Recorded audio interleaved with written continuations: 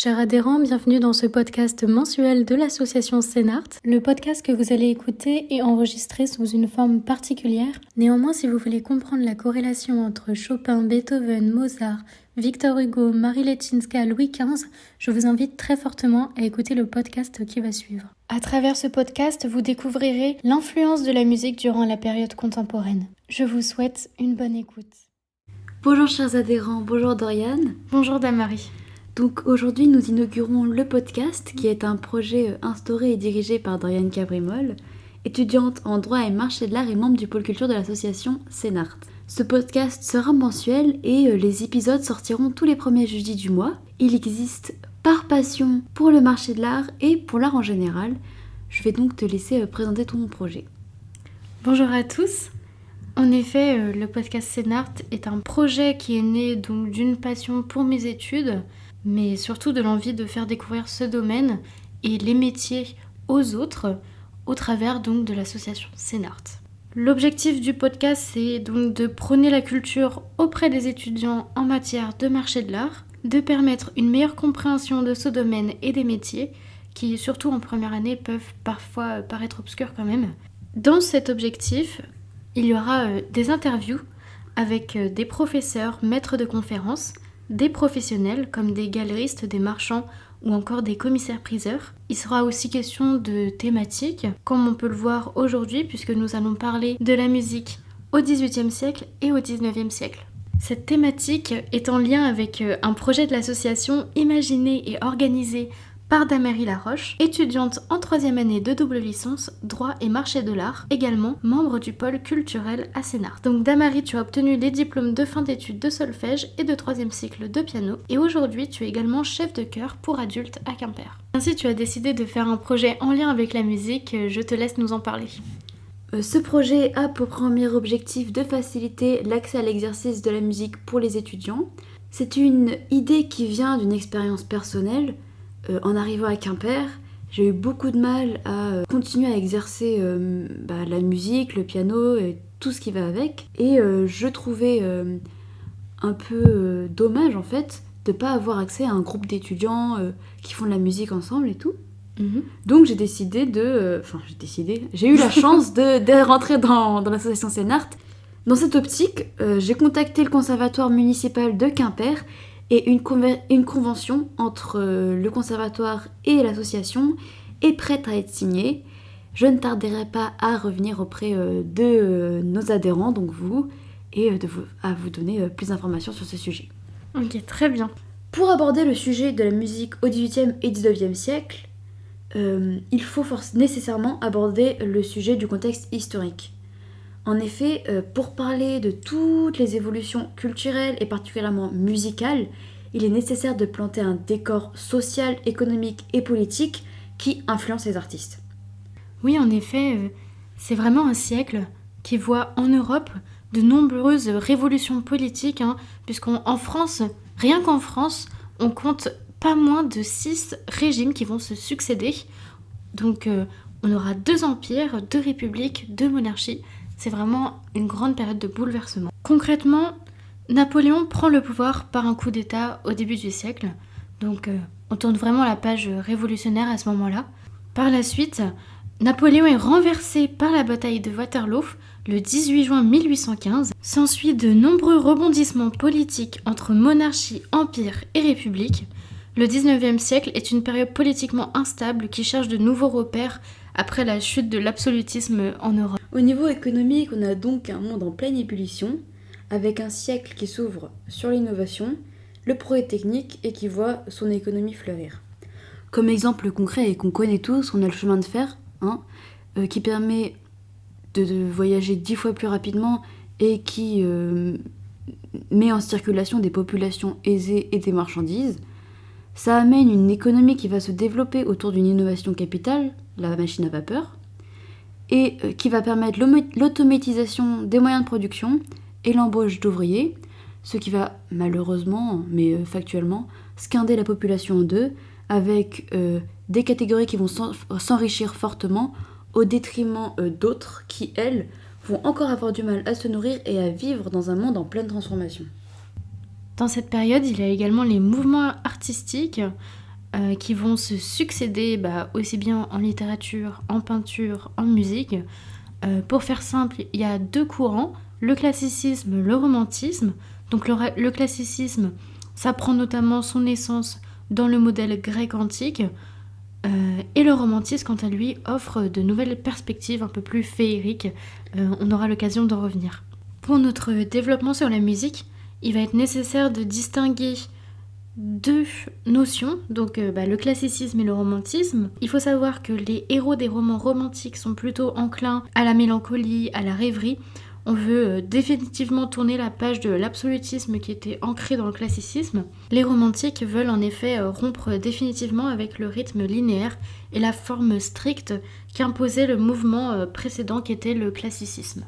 De ce fait, nous allons aborder la musique dans son contexte social au XVIIIe et au XIXe siècle.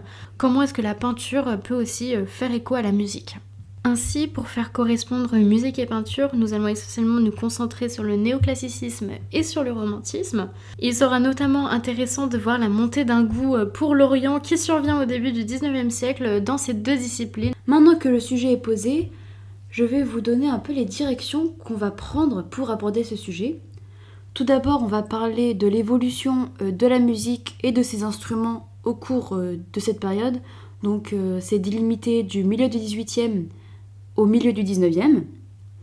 Ensuite, on va se pencher sur les évolutions sociales en parallèle avec la musique et notamment faire ressortir 2 grands mouvements qui sont paradoxalement contradictoires, c'est-à-dire l'internationalisation, la démocratisation plutôt et l'universalité de la musique en parallèle à l'industrialisation de cette musique et un embourgeoisement. Ces 2 caractères contradictoires vont mener à une distinction qui est de la musique savante et la musique populaire qui existe encore de nos jours. En dernière partie, nous allons voir rapidement comment est-ce qu'à cette époque, la poétique et la musique sont en lien. Alors, avant notre période du 19e, on a plusieurs mouvements qui ont précédé, donc on a notamment le baroque, avec une musique classique, avec Jean-Sébastien Bach par exemple. Elle succède à la musique de la Renaissance, et précède le style galant. Puis ensuite on a notre classicisme qui va durer 50 ans, donc de 1750 à 1800, c'est ça, avec comme compositeurs renommés notamment Mozart et Haydn. C'est un mouvement qui est caractérisé par une composition symétrique, des carrures régulières et une harmonie totale, un peu comme en peinture je pense, comme vous avez pu le voir notamment en première année je crois qu'on voit ça. C'est ça, oui. Donc pendant ce classicisme on a des nouvelles formations, donc la symphonie, le quatuor à cordes, des formations d'orchestre qui se stabilisent, donc notamment par exemple on va rajouter à l'orchestre des 2 flûtes, 2 hautbois, 2 bassons. On a plusieurs exemples mais on va pas faire une liste d'instruments. On va avoir beaucoup d'instruments qui vont être inventés et qui sont encore utilisés de nos jours, notamment le piano et la clarinette. Et on va avoir une énorme mise en avant, notamment grâce aux opéras, des voix. Elles vont être classées. On va distinguer les sopranos, les mezzo-sopranos, les contraltos, les ténors, les barytons, les basses. Tout ça à une époque vraiment, comme on l'a vu, qui bouffe en fait dans les inventions et qui va permettre, et ça on le verra plus tard, une industrialisation et tout un marché au niveau de l'instrument en musique, quoi. Oui, et puis l'opéra a été également très mis en avant à cette période par rapport au mécénat. Oui, et on verra ça plus tard d'ailleurs. Après ce classicisme en musique, on va avoir un romantisme qui va se rapprocher des autres formes d'art qu'on peut croiser à cette époque. Donc oui, en effet, les artistes se connaissent entre eux, suivant les domaines, en littérature, en musique, en peinture. Et puis il y a notamment Chopin qui connaissait George Sand. Ce romantisme, il va faire table rase de tout le rationalisme des Lumières qu'on a eu avant et va mettre la sensibilité en premier plan. Il va créer une nouvelle figure, le poète qui est musicien, ou le musicien qui est mélancolique, torturé, et qui va rechercher un refuge dans la nature. On va, contrairement au siècle précédent, privilégier les émotions sur la raison. Et on a, par exemple, Haydn, qui va s'exprimer, en fait, dans sa musique. Et on va parler, en parlant de ses œuvres, de musique absolue ou de musique pure.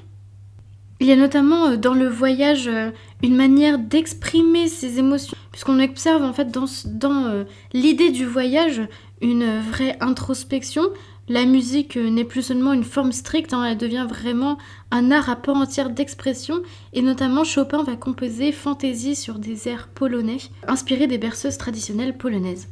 On a aussi de nouveaux genres qui apparaissent et d'autres qui sont plus à la mode. Par exemple, comme tu disais tout à l'heure, les opéras, les grands opéras italiens. On a aussi les lieds qui sont énormément utilisés, donc c'est que des genres de voix. Ensuite, on a des poèmes symphoniques, des pièces brèves pour piano, énormément des études, énormément de nouvelles formes d'œuvres musicales en fait qui vont permettre de raconter davantage d'histoires, de développer les sentiments par les mots ou tout simplement de les exprimer totalement par la musique, par les notes, par les moyens en fait de la musique. Et c'est comme tu disais tout à l'heure, ça devient clairement un moyen d'expression à part entière, quoi. On peut dire quand même que la musique la plus représentative du romantisme, c'est quand même la musique pour piano, notamment interprétée par Chopin, Liszt ou Schumann. Les artistes du XVIIIe et du XIXe siècle vont beaucoup voyager et cela va grandement participer à rendre la musique universelle, puisqu'en effet, les artistes vont voyager pour s'expatrier et pouvoir composer en toute liberté. Notamment, on pense à Chopin, qui a été contraint de quitter son pays alors qu'il était en pleine insurrection contre l'occupant russe. Et ça rendait vraiment son travail difficile, sa création difficile. Donc, il quitte la Pologne pour s'installer en France. Donc les artistes en général se mettent en route pour trouver l'inspiration, comme on l'a vu avec Chopin, mais aussi dans une idée de nouveauté ou simplement pour la gloire.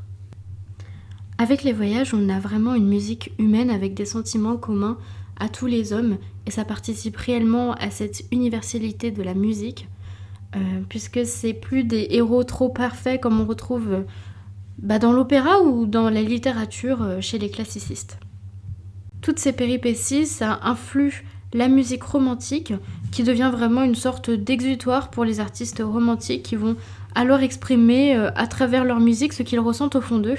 Et c'est là tout un pan de la musique romantique, c'est bien la mélancolie.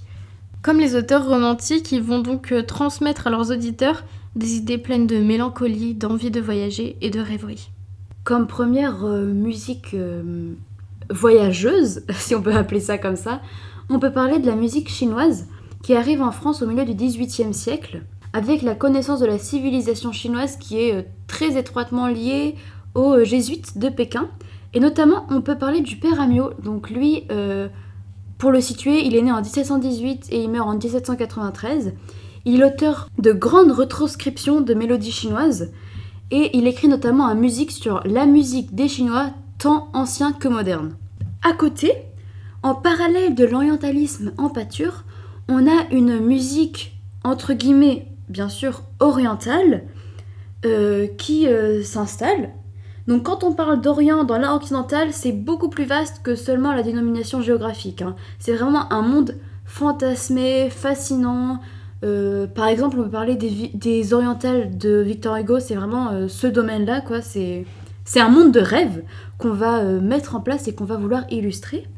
Il faut savoir que l'Orient a toujours eu une place importante en musique parce qu'une grande partie des instruments sont nés de la découverte de ces cultures, notamment à l'époque des croisades. L'orientalisme au 19e, en revanche, c'est pas un style, c'est beaucoup plus une source d'inspiration. C'est un thème privilégié comme en littérature en fait, ou même en peinture.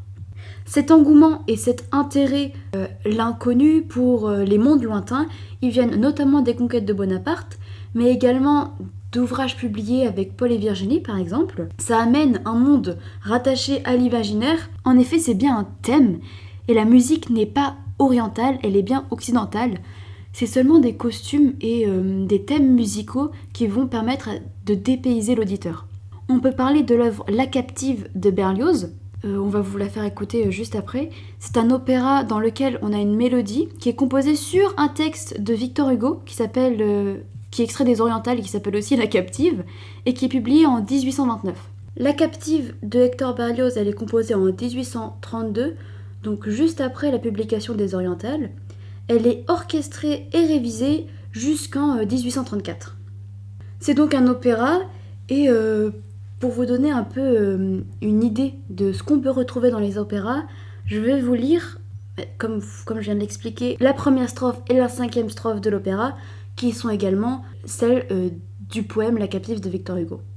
Donc la première strophe, c'est « Si je n'étais captive, j'aimerais ce pays, et cette mer plaintive, et ces champs de maïs, et ces astres sans nombre, si le long des murs sombres n'étincelait dans l'ombre le sabre des saphis. » Voilà, donc c'est vraiment des thèmes où on décrit un paysage lointain avec des sentiments mélancoliques. C'est clairement tout ce qu'on a vu jusqu'ici, de la mélancolie, du dépaysement, du voyage et de la poésie, quoi.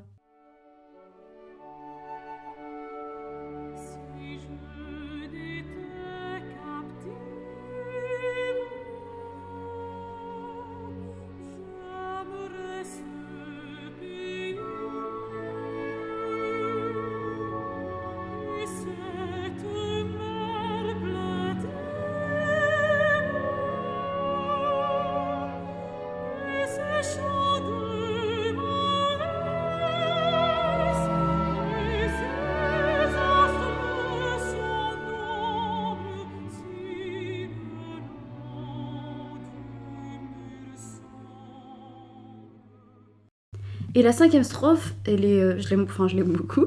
Je vais aussi vous la lire. C'est la suivante. J'aime ces tours vermeilles, ces drapeaux triomphants, ces maisons d'or pareilles à des jouets d'enfants. J'aime, pour mes pensées plus mollement bercées, ces tentes balancées au dos des éléphants. Un autre exemple de symphonie cette fois-ci, en 4 mouvements, de dépaysement et d'orientalisme en musique, c'est Scheherazade de Nikolai Rimsky-Korsakov. Dans cette symphonie, on a un programme qui parle du sultan Shahryar, qui est persuadé de la fausseté et de l'infidélité des femmes, et qui donc a juré de n'épouser que des vierges, et ensuite de les tuer, enfin de coucher avec elles, et ensuite de les tuer au matin. Mais la sultane Scheherazade, dont on parle dans cette symphonie, va sauver sa vie en intéressant le sultan au conte qu'elle va raconter pendant une durée de 1001 nuits. Donc 1001 nuits, ça a un rapport bien entendu avec les contes de 1001 nuits. Je pense que vous n'êtes pas sans l'avoir remarqué. Pressé par sa curiosité, le sultan va décider de ne pas mettre au supplice cette sultane et va finalement à la fin complètement renoncer à sa résolution sanguinaire. La lecture de cette symphonie, contrairement à ceux qu'on a pu retrouver par exemple avec Vivaldi dans Les 4 saisons ou avec Prokofiev dans Pierre et le loup qui fait répondre un instrument à un personnage, est complètement différente ici, puisque on entend Rimsky-Korsakov dans les chroniques de ma vie musicale dire « C'est en vain qu'on cherche des leitmotifs toujours liés à telles images. Ces motifs passent et se répandent à travers toutes les parties de l'œuvre, se faisant suite et s'entrelaçant, apparaissant à chaque fois sous une lumière différente, dessinant à chaque fois des traits distincts et exprimant des situations nouvelles. Ils correspondent chaque fois à des images et à des tableaux différents. Le leitmotiv, c'est un thème récurrent qui revient sous diverses formes dans toute une œuvre. » Il faut noter qu'à cette période, en même temps que l'universalisation de la musique par le voyage et le brassement des cultures, il y a surtout le désir de couper avec l'Ancien Régime et de démocratiser la musique. La musique, avant la Révolution, le roi est très présent. Et c'est notamment remarquable au théâtre, puisque les acteurs et les chanteurs ont un jeu vraiment frontal autour de la place du roi, qui s'ordonne dans la symétrie et la chorégraphie. En effet, au cours d'une représentation dans un dialogue, les acteurs ou les chanteurs ne se regardent jamais, ils sont toujours dirigés vers le roi, qu'ils assistent ou non au spectacle. Ils portent toujours leur regard en direction de la présence. Et tout ce monde, en fait, va s'effondrer en peu de temps. On va même brûler des clavecins parce que c'est le symbole de l'Ancien Régime. On remplace les clavecins par des pianofortés. Le clavecin était utilisé par la noblesse et l'Ancien Régime, donc on souhaite vraiment faire table rase et donc supprimer ces instruments qui sont jugés trop rapprochés des œuvres de l'Ancien Régime et de l'aristocratie.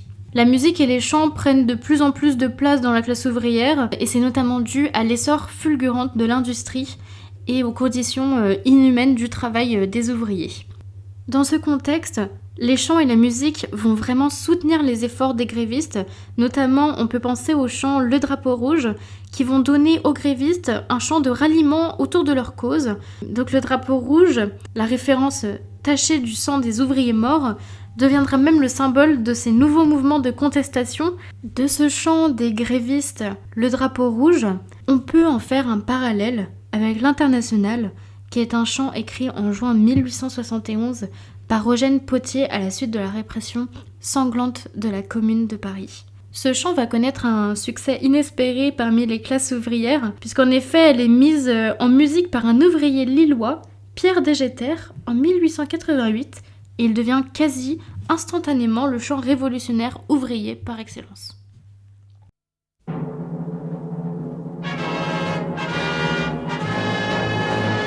Debout les damnés de la terre, debout les forçats de la faim. La raison tonne en son cratère, c'est l'éruption de la fin. Du passé, faisons table rase, foule esclave, debout, debout. En parallèle à ce mouvement d'universalisation et de démocratisation de la musique qu'on a vu jusqu'à maintenant, on va pouvoir voir le développement de la manufacture, en fait, de l'industrialisation de la musique et son embourgeoisement, et il va donner la distinction, comme on l'a dit en introduction, entre musique savante et musique populaire. Dans les années 1840, à Paris, on a beaucoup de collectionneurs d'objets d'art qui vont s'intéresser aux instruments de musique anciens.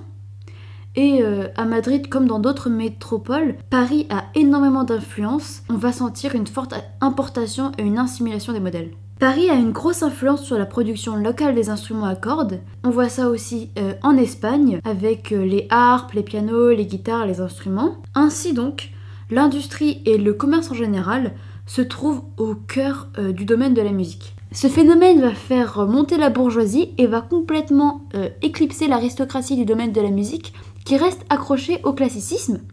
La bourgeoisie devient la nouvelle classe sociale en Europe et s'approprie la musique romantique qui est incontournable aussi bien en Italie qu'en France ou qu'en Allemagne. On va essayer de développer des nouvelles sonorités, on va essayer d'innover, de faire un peu de musique du temps, mais les artistes sont réfrénés parce qu'ils ont quand même des mécènes et le 19e siècle avec ses bourgeois laisse quand même place à une musique encadrée par les goûts et les envies des bourgeois de l'époque qui trouvent en fait dans la musique un moyen de compléter leur éducation et aussi qui apprécient, notamment par l'opéra par exemple, étaler leur luxe, leur argent et montrer qu'ils ont du goût pour les grandes œuvres, pouvoir en fait se rapprocher et imiter les aristocrates puisqu'ils deviennent la nouvelle aristocratie du 19e siècle quoi. On a notamment d'ailleurs le phénomène des loges dans les opéras qui va beaucoup intéresser les peintres. Et on a notamment, c'est quel peintre déjà qui parle de ça ? C'est Boilly, je crois, qui fait toute une série sur les loges au jour du spectacle gratuit. C'est une série qui date de 1830 et dans laquelle en fait on voit quand les spectacles sont gratuits, les loges elles sont remplies, mais plus du tout de bourgeois, plus du tout de personnes qui étalent leur luxe, comme on peut le voir la plupart du temps, mais plutôt de plein de petites têtes de paysans, en fait d'ouvriers, de personnes lambda qui savent faire à l'opéra pour pouvoir voir enfin ce à quoi ils n'ont pas accès.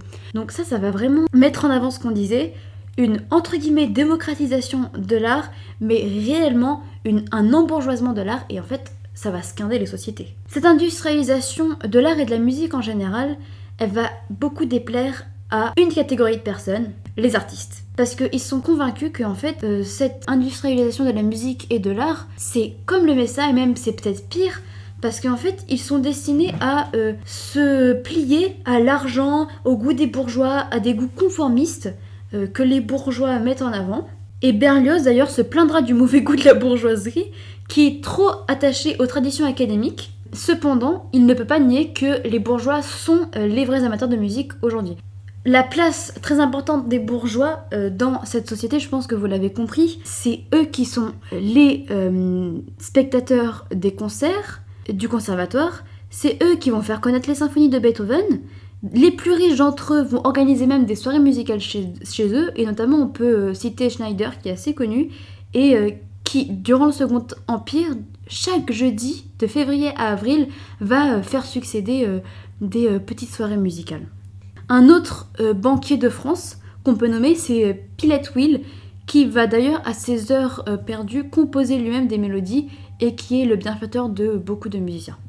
En effet, ce système de bienfaiteur, c'est vraiment une relation importante entre musique et politique. Notamment, on peut le voir, il y a des hommes politiques qui sont mélomanes, mais cela disparaît à partir de Louis XV, puisque Louis XIV, lui, était un roi qui était amateur de musique, il jouait d'instruments, il bénéficiait de formations à la guitare, à l'épinette et au luth. En revanche, à partir de Louis XV, c'est plutôt les femmes des rois qui s'intéressent de plus en plus à la musique, et les rois laissent vraiment la tradition derrière eux.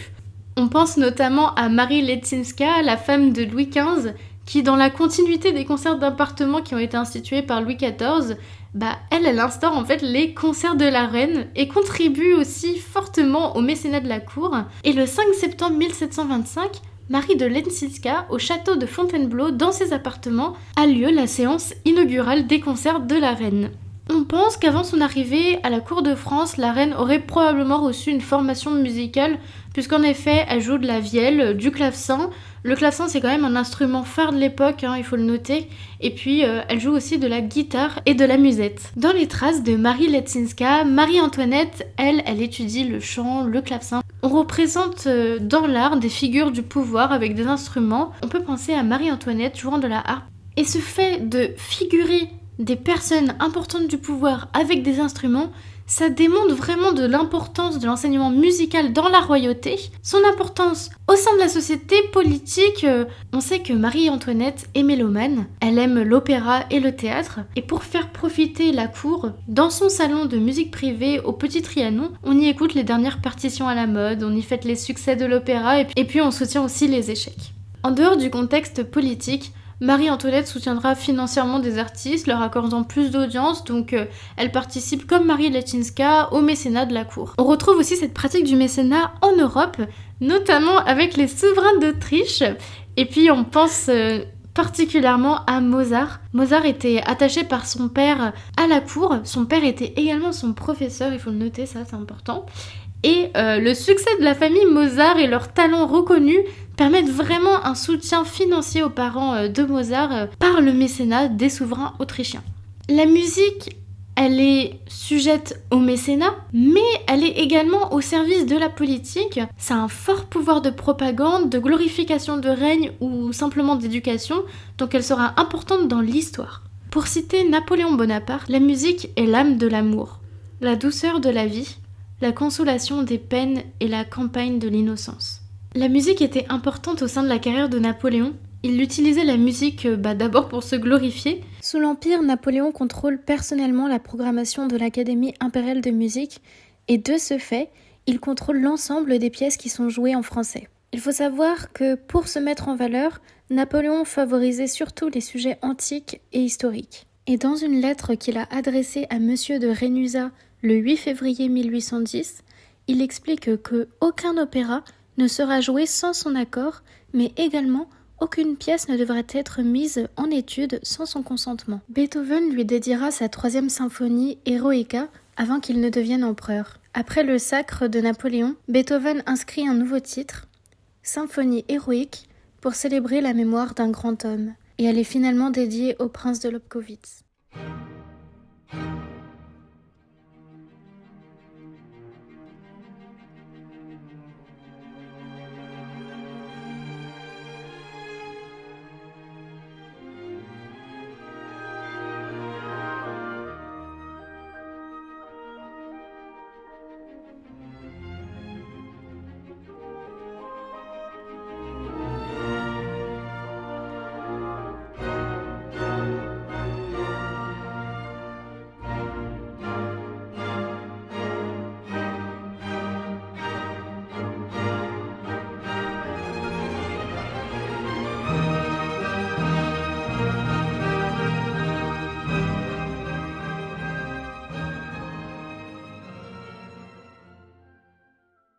Nous pouvons donc conclure que la musique au cours du XVIIIe et XIXe siècle a été sujette à de nombreuses évolutions et de changements parfois contradictoires, comme on aura pu le voir notamment avec la bourgeoisie. Malgré une instabilité politique notable et de bouleversements sociaux majeurs, les beaux-arts et particulièrement la musique n'ont pas cessé d'évoluer et de se développer.